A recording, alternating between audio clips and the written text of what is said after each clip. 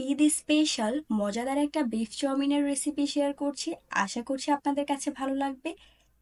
ঈদে যেহেতু আমরা সবাই কম বেশি অনেক রকমের নাস্তা তৈরি করে থাকি, তার মধ্যে বিফ চাউমিন একটা খুবই সহজভাবে আপনারা এই রেসিপিটা বাসায় তৈরি করে ফেলতে পারবেন।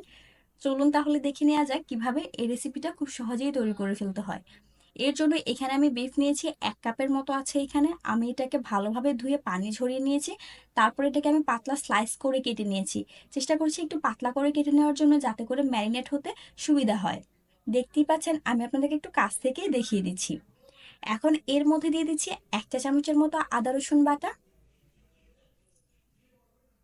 আপনারা চাইলে কিন্তু এখানে পেঁপে বাটাও ব্যবহার করতে পারেন যদি কম সময় এটাকে ম্যারিনেট করেন।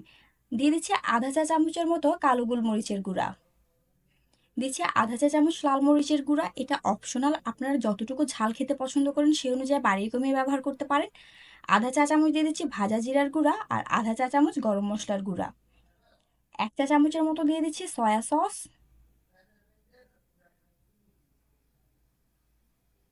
লেবুর রস দিয়ে দিচ্ছি 1 চা চামচের মতো। এখানে চাইলে কিন্তু আপনারা ভিনেগারও ব্যবহার করতে পারেন। এখন স্বাদ অনুযায়ী দিয়ে দিচ্ছি লবণ। লবণটা একটু বুঝে ব্যবহার করবেন, যেহেতু সয়া সস ব্যবহার করেছি। এখন সবগুলো উপকরণকে আমি একটু ভালো করে মেখে নিচ্ছি, যাতে করে বিফের গায়ে মশলাটা ভালোভাবে লেগে যায়।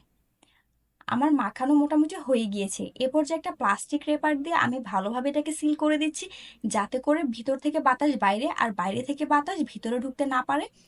এ পর্যায়ে এটাকে আমি ম্যারিনেট করবো ওভারনাইট। আপনাদের কাছে যদি সময় কম থাকে মিনিমাম 6 ঘন্টা রাখবেন। এখন অন্যদিকে একটা বাটিতে আমি 1 টেবিল চামচের মতো দিয়ে দিচ্ছি tomato sauce. Dark soya sauce নিয়েছি 1 টেবিল চামচ। চিলি সস 1 চা চামচ। এটা আপনারা ঝাল অনুযায়ী বাড়িয়ে কমিয়ে ব্যবহার করতে পারেন। যদি ঝালটা পছন্দ করেন না, সেক্ষেত্রে চিলি সসটা স্কিপ করতে পারেন।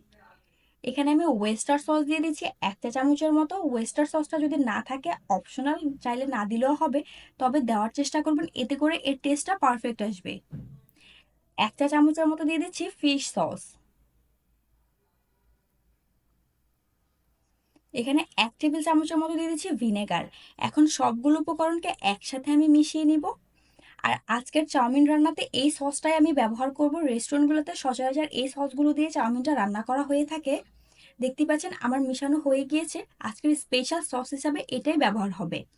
অন্যদিকে এখানে আমি নিয়েছি স্প্যাগেটি। আপনারা বাজারে যে কোনো দোকানে এগুলো পেয়ে যাবেন। চাইলে আপনারা লম্বা যে নুডলসগুলো থাকে সেই নুডলসগুলো দিয়েও এটা তৈরি করে ফেলতে পারেন। এখন এটাকে আমি সিদ্ধ করে নিয়েছি। প্যাকেটের গায়ে যতটুকু টাইম বলা থাকে সেই টাইমটা মেনটেন করেই এটাকে আমি সিদ্ধ করে নিয়েছি। এক একটা নুডলস সিদ্ধ হতে এক সময় লাগে, সেজন্য আমি টাইমটা আপনাদেরকে বললাম না। এখন আমি যে বিফটা ম্যারিনেট করে রেখেছিলাম সেটা আমি আপনাদেরকে দেখিয়ে দিচ্ছি ওভারনাইট ম্যারিনেট হওয়ার পরে এটা দেখতে কেমন হয়েছে। অন্যদিকে চুলায় একটা ফ্রাই প্যান বসিয়ে এর মধ্যে আমি দিয়ে দিচ্ছি 2 টেবিল চামচের মতো রান্নার রেগুলার তেল। এ পর্যায়ে চাইলে কিন্তু আপনারা বাটার ব্যবহার করতে পারেন।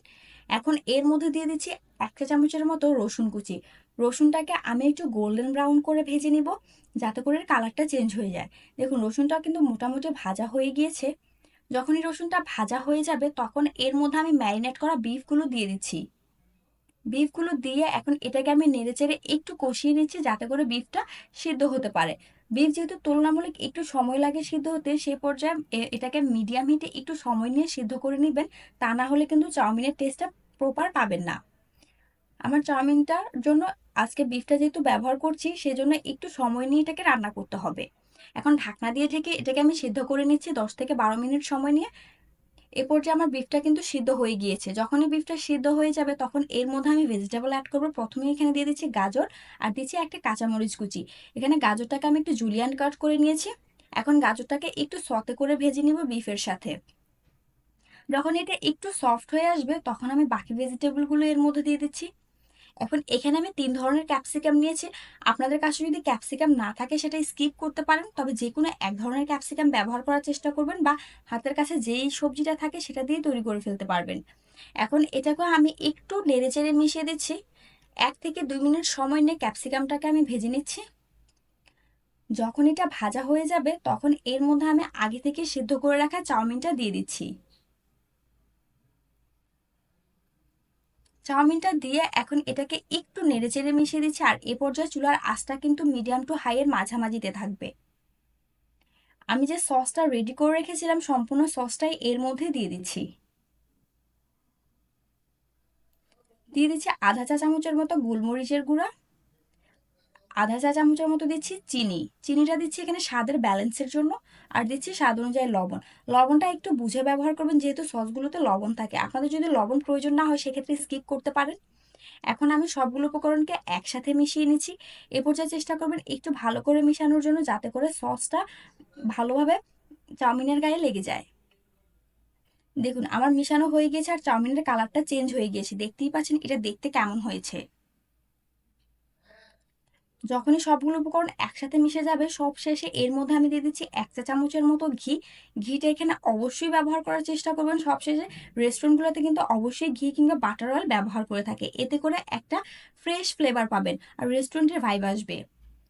সবগুলো উপকরণ দিয়ে এটাকে আমি মিশিয়ে দিচ্ছি। ব্যাস, চাউমিনটা রেডি হয়ে গিয়েছে। এখন আপনারা এটাকে আপনাদের পছন্দ অনুযায়ী সার্ভ করতে পারেন। আশা করছি এবারের ঈদে একবার হলেও ট্রাই করবেন, আপনাদের কাছে ভালো লাগবে। Thanks for the watching, bye bye.